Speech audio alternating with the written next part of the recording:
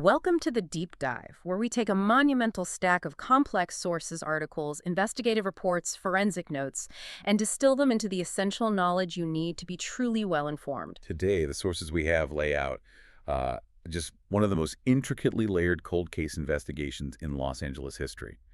It was a breakneck, 13-day sprint into the darkness of decades past. And this isn't just about solving a murder, it's really an immersion into investigative procedure under, extreme duress. It is. You will see how a police department was forced to become, well, part archaeology team, part anthropology unit, and part political damage control squad. All at the same time. All at the same time, yeah. And all while navigating the immediate, really tragic consequences of dredging up these long-buried secrets. That's exactly right. So our mission today is clear. We are tracing the precise steps of this investigation, starting from the moment a quiet hillside in Laurel Canyon became this makeshift city of bones. We'll move through the intense forensic discovery, the institutional leaks, professional tragedy, and then culminate in this emotionally complex truth that revealed the killer was far closer to the victim than anyone initially suspected. To really set the scene, you have to start not with a body, but with an unexpected twist in a routine evening call. The whole thing kicks off on a Wednesday late in the day when the primary investigator was actually clearing a totally separate matter. Exactly.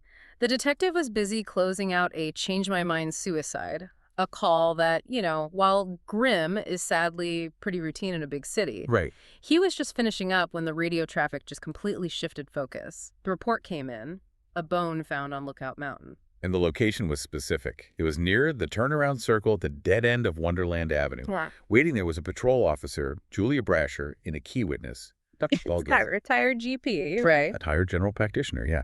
Snow-white hair, and he had his very alert yellow Labrador with him, a dog named Calamity. And Calamity was the real discoverer here. She was. Dr. Guillot had let her off the leash during their regular walk in the canyon, and she came trotting back carrying this piece of bone. Guillot, drawing on his medical training, he immediately knew what he was looking at. What Calamity had delivered was a human humerus, the long bone of the upper arm. Right, and Guillot's examination confirmed two vital facts.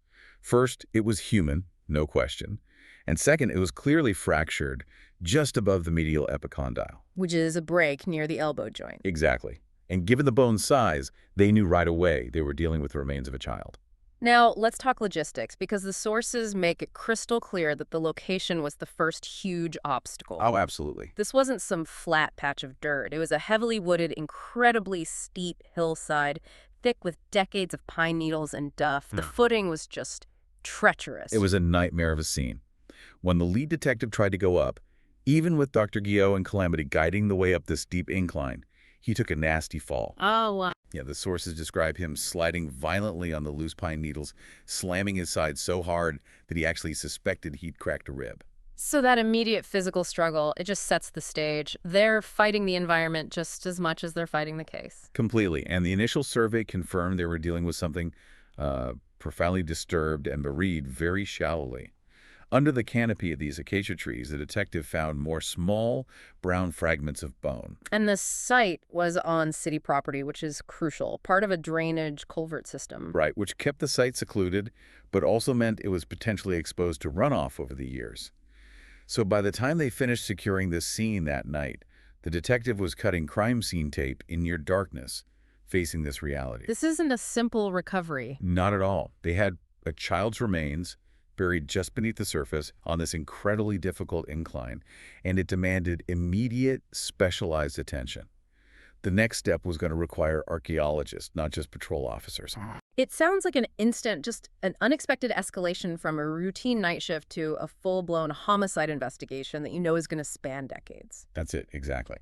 So day 2 dawns, and the scale of the operation just ramps up dramatically. The first task isn't even finding evidence, it's simply making the site manageable. That's right. That difficulty of the terrain, that steep, needle-covered incline, it meant that investigators couldn't just walk up and start digging. The integrity of the scene itself was at risk from the instability. So what was the solution? The solution was to deploy special services, and they essentially turned the hillside into this massive temporary construction site. They had to build infrastructure. What did that even look like? They had to build actual infrastructure. Wooden ramps, steps anchored right into the slope, rope guidelines. It was necessary to ensure the safety of the, dozens of personnel, investigators, forensic staff, the ME's team, And to protect the evidence. and to minimize the risk of damaging the fragile evidence during transit. It really highlights that in these complex investigations, sometimes the first challenge is pure engineering. And while they're turning this hillside into a fortified, makeshift laboratory, the outside world is closing in, creating this pressure cooker environment. Oh, the media circus was immediate and Yeah. completely overwhelming. The roadblock they set up at the bottom of Wonderland Avenue was just mobbed by reporters, photographers, cameramen. But the real chaos, that came from above. The helicopters. Yeah, our sources say there were at least 5 news helicopters circling overhead constantly. 5. That must have been absolutely deafening. It was. The sources described the noise as a tremendous cacophony. Residents were filing multiple noise complaints directly to police administration downtown. So there's intense political heat on the case before the first shovel of dirt is even moved. Almost, yeah. The investigators were under a microscope from minute one. But despite all that chaos, the focus remained on the science. And this is where medical examiner Teresa Corazon and staff archaeologist Kathy Cole take center stage. They decide to treat this not as a quick body removal, but as a formal archaeological dig. And Cole's systematic approach was the backbone of the whole recovery. She recognized that the way the body was buried, so shallowly, on a slope, with evidence possibly scattered by time and weather, it required extreme precision. So she set up a grid system. A meticulously measured grid system over the entire burial area. And she gave that grid a name that really, I think, encapsulates the grim reality of the site. She called it the City of Bones. It's a powerful metaphor, isn't it? She explained that by setting out the, quote, streets and blocks of this miniature city, they could meticulously document the exact position of every fragment and artifact before they disturbed it. So they weren't just looking for a body. No, they were reconstructing a timeline using the placement of every single associated item. What did the actual excavation involve? It sounds way more delicate than typical police work. It was painstaking. I mean, they were using the tools of a professional archaeologist. Small trowels, soft brushes, dental picks, metal detectors, and these vapor probes to check for decomposing gases. Wow. They worked horizontally, inch by inch, ensuring no displacement occurred. By the time they took a lunch break on that second day, they'd recovered approximately half of the child's skeleton. But they also found key associative evidence right alongside the remains. Yes. They recovered these extremely deteriorated fragments of clothing, which, due to decomposition fluids, were mostly rotten and unrecognizable. Yeah. But they also found a crucial item, a child-sized canvas backpack. And the decision they made about that backpack was critical. Absolutely. Because the contents could be contaminated or, highly fragile, Cole insisted it remain unopened at the site. It was carefully cataloged and immediately sealed for transport to the SID lab. Right, they needed controlled conditions to analyze whatever might be inside. But of all the evidence recovered that day, the bones, the fragments, the backpack, the single most important thing for establishing the time frame was this tiny, mundane object. A single United States quarter. The metal detector flagged it near the child's pelvis, buried at the exact same depth as the skeletal remains. When they cleaned it off, the date was confirmed, minted in 1975. So why is a 1975 quarter such a monumental discovery in a cold case like this? Because it establishes the absolute earliest possible boundary for the time of death. The critical assumption, of course, is that the coin was in the child's pocket when he was buried. So the death could not have happened before 1975. Could not have. That one small object allowed the investigators to immediately eliminate 2 decades of potential missing persons cases. It provides the floor. It provides the floor. Exactly. It narrowed a potentially massive window down to a starting range of 1975 to approximately 1985, based on initial estimates. It's a fantastic illustration of how archaeology informs a homicide investigation. A single piece of pocket change becomes the backbone of your entire timeline. It grounded their search immediately. That forensic grounding immediately shifts the investigation inward, away from the dirt of the hillside and into the lab. And the person tasked with analyzing this City of Bones was Dr. William Gallagher, the forensic anthropologist from UCLA. Right. Gallagher's job was to take the roughly 60% of the skeleton they recovered, clean it, x-ray it, and begin this process of reconstruction, not just of the body, but of the life the child lived. And his initial findings confirmed the basic profile. Yep. Young male Caucasoid. And initially, Based on standard medical indexes, the boy appeared to be around 10 years old. But this is where the profound history of abuse starts to emerge. Because the analysis diverged from the standard protocols. It did. Gallagher relied on established references like the Moresh growth standards, which track skeletal maturation. But he noticed clear signs of what's called growth disruption. What is that exactly? It's a condition where chronic stress, malnutrition, and particularly sustained physical abuse actually stunt normal development. So the body looked younger than the child actually was. Precisely. Gallagher estimated that while the boy's skeletal development suggested he was 10, the growth disruption meant he was likely 12 or maybe even 13 years old. Wow. And that tells investigators two things right away. It does. Not only that he was abused, but that the abuse was so severe and so prolonged that it affected his physical growth.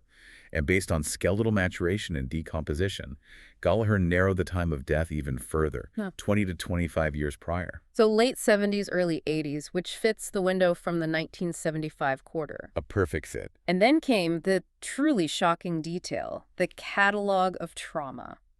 Gallagher didn't just find evidence of abuse, he found a roadmap of sustained torture. He cataloged an astonishing 44 distinct locations indicating separate, non-fatal trauma in various stages of healing. When he reported this to the detectives, he made it clear. This child didn't experience a few bad incidents. He lived his short life enduring immense, near-constant physical pain. 44. It's hard to even imagine the volume of suffering represented by that single number. It is. So 44 separate injuries. How does an anthropologist even begin to categorize that level of sustained violence? Well, it's categorized by the way the bone reacts to injury over time. Gallagher specifically looked for superiosteal lesions. The periosteum is the tough membrane that covers the bone. Okay. When there is trauma, a break, a severe bruise, anything like that, the body tries to repair it by laying down new layers of bone growth beneath that membrane. These lesions, these new bone growths, are forensic signposts of past violence. Can you give us specific examples of the most telling injuries he found, the ones that really stood out? Yes, and the details are grim, but they're crucial. For instance, in the right humerus, the same bone that Calamity initially recovered, he found evidence of two separate healed longitudinal fractures. And those are not breaks from a simple fall. Not at all. Mm. Gallagher indicated these breaks result from the arm being twisted with tremendous severe rotational force, almost like you're wringing out a rag. So to find two separate events of that nature? It strongly suggested intentional, repeated acts of severe torture. And further down the arm, there was evidence of a defensive injury. Correct. The ulna, one of the forearm bones, displayed a healed latitudinal fracture. In forensic science, this is classically known as a nightstick fracture. Why that name? Because it's the injury most commonly sustained when a victim raises an arm to shield their head from a forceful blow, often from a blunt weapon. It tells you the boy had been repeatedly and violently trying to defend himself during his life. This detailed forensic history immediately paints a picture of the killer. This can't be a stranger. It has to be someone with sustained, unimpeded access to this child. Absolutely. The chronic nature of the abuse, evident in all those layers of new bone growth, suggested the abuser was a primary caregiver or, someone living in the same environment day in and day out. The investigators could now pivot their search from a random act to a domestic situation. But all of those 44 locations were healed, indicating past trauma. What about the final fatal blow? That was equally brutal, but singular. Gallagher found a distinctive, tight spiderweb fracture in the lower left rear of the skull. The most critical observation here was the lack of any healing or consolidation around the fracture site. Meaning it happened at the time of death.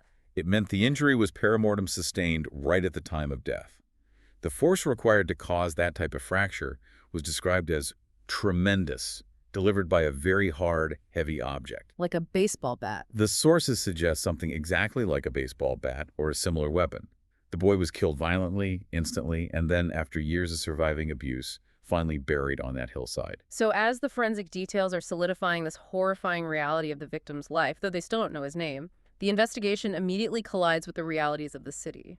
The pressure cooker on that hill was starting to boil over. The media intrusion was relentless. We mentioned the helicopters, but the reporters on the ground were going to absurd lengths to try and breach the cordon. The most memorable anecdote involves a reporter named Victor Frisbee from the New Times. How far did Frisbee go to get access to the City of Bones site? He literally disguised himself. He showed up wearing a white apron, pretending to be a lunch truck worker, a food vendor, and tried to slip past the patrol officers. No way. What gave him away? He was wearing a pair of cuffed slacks beneath the apron and carrying a reporter's notebook.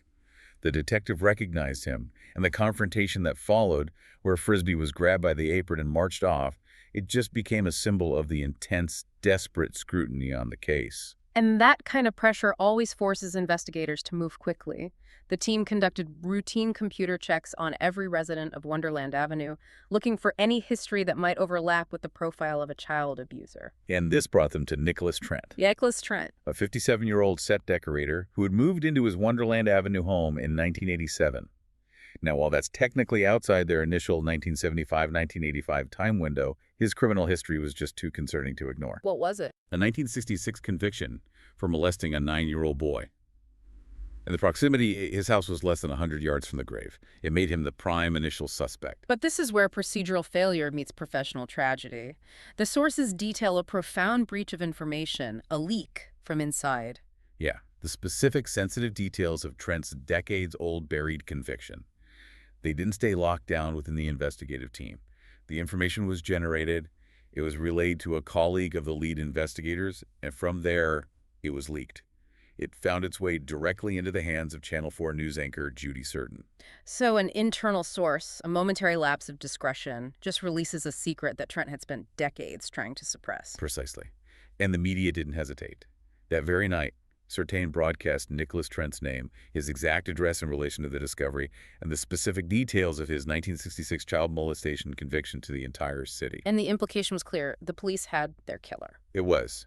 And the consequences were instantaneous and just devastating. Trent, who had already told the detectives his past was buried and begged them to leave it alone, he couldn't handle the public exposure. No. Less than 12 hours after that broadcast, and potentially before the detectives could even properly interview him, Trent committed suicide by hanging in his home. And he left behind a note. He left behind what was described as a multi-page, rambling suicide note, the longest the lead detective had ever seen. It wasn't a confession. It was a diatribe of accusation. Who did he blame? Crucially, it listed those he felt were responsible for his death. He named Judy Certain, the news station, and multiple detectives, including the ones running the case. The investigation immediately veered into crisis mode. This isn't just a suspect taking his life. This is a citizen publicly naming police and media for driving him to suicide. The political fallout was immediate and intense. Deputy Chief Irving and Lead Team Billets called an urgent meeting. Irving demanded a detailed written explanation of the leak within hours. The departmental focus completely shifted from the dead boy on the hill to the dead resident in the house. So what was the primary directive coming down from command? Damage control. The detectives were under extreme pressure to clear Nicholas Trent as a suspect immediately. Even though they already had doubts. They already had doubts. Property records showed Trent didn't even move on to Wonderland until 1987, which was late in their window. But the political imperative was to neutralize the narrative that the LAPD had harassed an innocent man to death via leak. They had to maintain investigative momentum while managing a full-blown internal crisis. The Trent disaster forced the investigators to pivot away from circumstantial proximity and back to the core mystery, the victim's identity. And this is where they finally secure that crucial piece of information. Right. Following a public appeal for information and a flood of call-in tips, a promising lead directed them toward a missing person file. Arthur Delacroix, missing since May 4, 1980, at the age of 12. The timing, the age, the location. It all fits. It fit perfectly, and the confirmation came through forensic comparison. So they took his old records. Yes. They cross-referenced Arthur's old dental records and medical x-rays with Dr. Gallagher's skeletal analysis. The match was confirmed. They finally had the victim's name, Arthur Delacroix. And this identity was further cemented by a critical piece of associative evidence that was found at the burial site. This involved Arthur's surviving sister, Sheila Delacroix. When investigators showed her photos of Arthur, she identified one in which her brother was wearing a T-shirt with "Solid Surf" printed across the chest. And that detail matched the deteriorated clothing fragments recovered from the grave. The highly deteriorated rotten fragments. That small piece of fabric, that slogan, it made the connection irrefutable. But while this is happening, the police chief is still feeling the political heat from Trent's suicide and demanding a thorough examination of all his property. This leads the team back to the oddity of the skateboard. Right, the bony board. The chief was insistent because a criminalist from SID had identified the board and noted a unique etching on it. 1980 AD. And since the victim was Arthur Delacroix, A.D., and he went missing in 1980, it looked like a smoking gun linking Trent to the crime. It did, despite his suicide. But the detectives knew they had to trace the origin of that specific board. And that's where the forensic evidence became, well, a misdirection. A total misdirection. They discovered that the board had originally belonged to Johnny Stokes, Arthur's friend. Stokes had left it with his former foster parents, the Blaylocks. When the Blaylocks retired and moved, they sold a bulk lot of junk to Nicholas Trent, the set decorator, in 1992. So Trent, the suspected molester, is cleared of the murder based on the chain of custody of a skateboard he bought 12 years after the fact. It was pure coincidence that the victim's initials and year of death were etched on it. A vital diversion that proved Trent was innocent and allowed the investigation to pivot fully to the Delacroix family. Which led them to Arthur's father, Samuel Delacroix. Yes, they located him after all these years. Where was he? Samuel was found living a diminished life in a trailer park, working a meager job as a municipal golf ball collector at a driving range. It's a symbol of a life that had just fallen apart after Arthur's disappearance. And upon confrontation, Samuel Delacroix confessed. He did. He claimed that he'd discovered Arthur had missed school, and in a drunken rage, he struck the boy in their house. He said he then panicked, drove the body around Los Angeles for a while, and finally decided to bury it on that secluded hillside near Wonderland Avenue. On the surface, it sounded like a resolution. A drunken rage, striking a child. It fit the domestic abuse pattern suggested by Gallagher's report. But the lead detective was immediately suspicious. The key was the terrain. The detective had personally struggled on that steep, loose slope, even when he was sober and uninjured. Right. Samuel's story required him to have murdered the child, cleaned up the scene, driven around, and then successfully carried or dragged a 70-pound boy up an impossible hillside in the middle of the night while drunk. It just didn't compute. The physical reality of the gravesite didn't match the story. Not at all. And this skepticism led to the crucial physical test that broke the case wide open: the dummy reenactment. So what did they do? The lead investigator borrowed a test dummy from the Scientific Investigation Division, a dummy affectionately known as Sid. Huh. Sid weighed 70 pounds, approximating Arthur's weight at age 12. The detective then, in broad daylight and completely sober, attempted to carry or drag Sid up that treacherous pine-needled hill to the precise spot where Arthur was buried. And what was the result of that reenactment? It was an immediate and definitive failure. Yeah. The sources described the detective realizing it was absolute bullshit. The steepness of the slope, combined with that slick layer of pine needles, made carrying or dragging the dead weight nearly impossible. So if he, a fit, sober man, could barely manage it. Then Samuel, who claimed to be drunk and panicked, could not have done it alone. And the implication of that is massive. If Samuel didn't successfully carry the body to that spot, then his confession was a lie, and the details surrounding the death had to be dramatically different. The burial test revealed a critical lie. Arthur Delacroix was either killed on the hillside itself, which means Samuel's story about a strike in the house was false, or Samuel had significant help burying the body. This realization fundamentally changed the remaining days of the investigation. It forced them to look past Samuel's convenient confession and towards the possibility of an accomplice or, a cover-up. But before the investigation could fully capitalize on that failed reenactment and break Samuel's story, the entire inquiry was just derailed by something completely unconnected to the Delacroix case. A tragic detour. A tragic detour, born from the necessity of clearing witnesses. And that detour was focused on Johnny Stokes, Arthur's friend, the one who originally owned the bony board. Even though the skateboard connection was cleared, Stokes was still a material witness. They needed to interview him properly. They located him working at a car wash in Hollywood.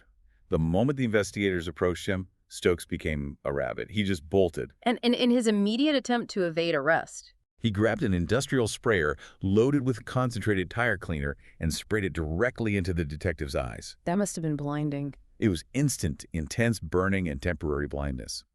The lead detective, severely hampered, had to rely on his partner for the immediate pursuit, which led them into an abandoned location, the Hotel Usher. An old, grand building. Yeah, but it was currently gutted and prepped for renovation. So it was dark, full of debris, and extremely dangerous. They called for backup, and that's when Patrol Officer Julia Brasher, the same officer from the initial scene with Calamity, joined the pursuit. Yes.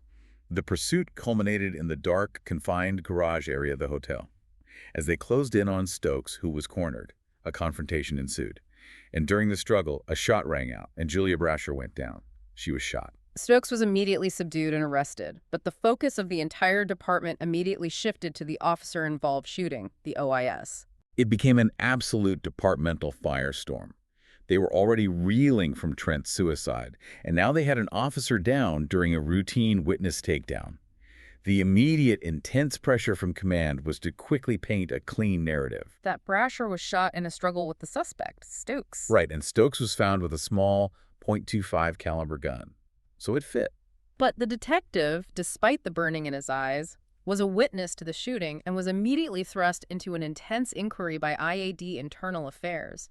And his observations contradicted that easy struggle narrative. His observations were damning for that simple narrative. For First, he stated that at the exact moment the shot was fired, Stokes had his hands flat on the wall, back to the officers being controlled. There was no physical struggle at that precise moment. That is a critical detail. Second, and even more unsettling, the detective testified that he saw Brasher step back, drop her hand, and heard the shot, seeing the muzzle flash originate in front of her. Which contradicted the idea that Stokes had been able to turn and fire the weapon. Completely. And this flash observation immediately raised the terrifying possibility that Brasher had shot herself. Wow. Exactly. IAD pressed him relentlessly to confirm the struggle because the department needed a clean closure. But the detective refused to lie about what he saw. And this was complicated by the fact that he already knew about Brasher's pattern of reckless behavior. What was her history? She had a previous write-up for what's called crossing the tube, the incredibly dangerous and prohibited act of walking in front of a fellow officer's drawn weapon. She was known to be overeager, aggressive, and sometimes careless in the field. And the detective recalled another conversation with her, didn't he? He did. An earlier, seemingly casual conversation where she had asked him about a previous bullet wound scar on his shoulder. And the location of her injury was uncannily similar to that old wound. So she was shot near her left shoulder and vest strap. A location that, combined with the observed muzzle flash and her history, led the detective to the horrific suspicion that she may have either accidentally shot herself during an overly aggressive maneuver, or perhaps even intentionally. Seeking a definitive, even fatal exit from a job she was clearly struggling with. It's a possibility he couldn't ignore. So, in a span of just 13 days, a cold case that should have only involved forensic archaeologists and dusty reports brought immediate, terrible consequences. The suicide of a wrongly implicated citizen and the mortal wounding of a patrol officer. It just shows the high emotional and professional costs of seeking justice, even when you're digging up bones from 20 years ago. The pursuit of the truth, even about the dead, affects the living profoundly. Absolutely. So with the OIS investigation underway, the lead detective had to refocus on the core case, returning to Samuel Delacroix. This is the final reckoning where the false confession is finally disassembled. And the clock was ticking. Samuel was hours away from entering a guilty plea at his arraignment, which would have closed the case prematurely and incorrectly. The detective had to use the proof from the dummy reenactment, the physical impossibility of the burial, to break Samuel's protective wall. And he didn't accuse him of lying about the murder itself, but about the burial logistics. How did that line of questioning work? Well, the detective didn't ask if Samuel killed Arthur. He asked how he got the body up the hill, knowing the answer was impossible. He confronted Samuel with the physical evidence that his story about killing the boy in the house and driving the body around was, quote, bullshit. So that forced Samuel to retreat from the physical details. Which then led the detective to question the motive for the confession itself. And the real motive wasn't guilt for the murder. It was profound paternal protection. He was protecting someone. Samuel Delacroix finally cracked. He revealed he was confessing to protect his daughter, Sheila. He believed that Sheila, not he, was the chronic physical abuser. So he suspected. He was terrified that she had finally gone all the way, meaning she had delivered the final fatal blow with the bat he suspected she used. Samuel confessed, believing that by taking the charge, he could save his daughter from a life sentence. This revelation immediately shifts the focus, linking those 44 trauma locations not to the father, but potentially to the sister. And the true horror of the Delacroix family dynamics was revealed. This led to the final intense confrontation with Sheila Delacroix, who had maintained this carefully constructed silence throughout the initial investigation. What details finally brought her truth to the surface? When confronted with the evidence of the 44 separate injuries, Sheila's composure broke. She didn't confess to the final act of murder, but she confirmed that she, not her father, was the one responsible for the sustained chronic physical abuse. The history of trauma in Arthur's bones was her record of violence. It was. And what did she admit about Arthur's last day, May 4th, 1980? She confirmed that Arthur was killed on the secluded hillside after he had run away. And crucially, she admitted that she had seen Arthur in his room after school that day, packing a small bag. She knew he was planning to leave for good, to escape the house and the abuse. And she did nothing to stop him. She did absolutely nothing. Her failure to intervene, coupled with her history of abuse, pointed directly to her culpability in his death, or at the very least, his abandonment. So after all that, Samuel Delacroix is released. Yes, the charges against him are officially dropped after his false confession is withdrawn. He sacrificed his freedom to protect his daughter, but the investigation unraveled the lie. But the case against Sheila, the chronic abuser, remains profoundly complicated. It does. That's the legal hurdle the source material highlights. Charging Sheila for a murder that happened decades ago, relying on evidence of chronic abuse and her admission of negligence, it's incredibly difficult. And the fact that the father confessed and then recanted complicates the timeline and motive. It makes the legal pursuit incredibly challenging. Even with the weight of Gallagher's report, yeah. So ultimately, there is a small measure of closure for the victim, Arthur Delacroix. There is. Arthur is finally laid to rest, but not by the father or the sister. His remains are claimed by his estranged mother, Christine Waters, who had left the abusive marriage years earlier. She chose to claim him because she believed no one else would. It's a sad, final act of love that ends this intense, multi-layered investigation. This deep dive into the City of Bones covered just an extraordinary range of investigative challenges in only 2 weeks. If we step back, what are the key takeaways that truly summarize the unique elements of this case? Well, the first has to be the chilling resilience of the forensic evidence, specifically Dr. Gallagher's report. The 44 distinct trauma locations didn't just tell detectives how Arthur died, but how he lived. A precise history of torture written in his bones. It was, decades after his death. That forensic map was undeniable proof of chronic abuse. And just the difficulty of finding a starting point for a cold case spanning 20 years. Absolutely. The reliance on these circumstantial artifacts, a single dated 1975 quarter, and the misleading etching on that bony board, it just shows the almost desperate measures required to narrow a massive time window. It's a testament to the meticulousness of the initial archaeological dig. The third takeaway for me is the constant vulnerability of the investigation itself, the external and internal pressures. It was a political landmine.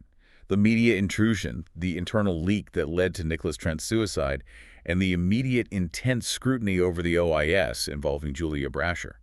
It demonstrated that digging up the past had immediate tragic consequences that had nothing to do with the original crime. The detectives were battling the department and the press just to get to the truth. They really were. And finally, the unexpected nature of the final suspect, revealed only by disproving that protective lie. Yeah, the father confessed to shield the chronic abuser, the sister. The case was built on the assumption that the killer was the known deviant, Trent, or the male patriarch, Samuel. Instead, the truth lay in this domestic dynamic, protected by family loyalty, and only revealed when the physical reality of the crime scene. The impossible burial. The impossible burial forced the father to admit his protective motive. It's a staggering and tragic story. The lead detective had an old sailor's motto tattooed on his hands, scars he had acquired long ago, the phrase, "Hold fast." A philosophy about maintaining your grip, your integrity, when life is at its most tumultuous. And that brings us to our final provocative thought for you to mull over. In a world full of tragedy, leaks, suicide, and inescapable pasts, what does it truly mean to hold fast to your beliefs, your mission, or your life, when the pressure builds and the truth you uncover is far more complex and devastating than the simple crime you started with? Sometimes, the relentless pursuit of knowledge doesn't bring neat clarity. It just reveals more layered human tragedy, symbolized by that moment the dirt settles back into the ground, the realization that all the answers were waiting in the City of Bones.